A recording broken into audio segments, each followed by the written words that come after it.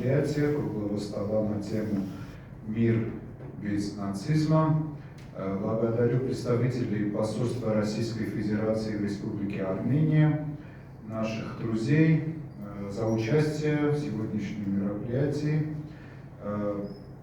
Все наши коллеги затронули, конечно, самую серьезную тему, актуальную тему глобальной политики, борьбу против нацизма, против фашизма.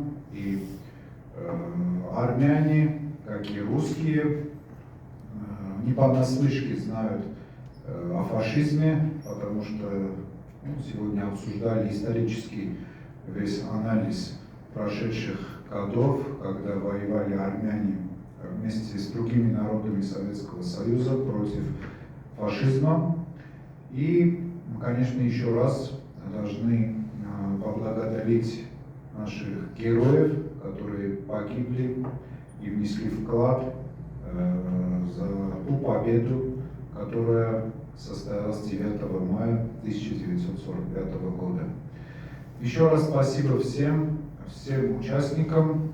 Я думаю, такие мероприятия нужны проводить еще больше. Так что, я думаю, мы обязательно встретимся за многими круглыми столами и мероприятиями, где можем обсудить другие важные глобальные вопросы, актуальные повестки, как для Армении, региона и в мире целом. Спасибо большое.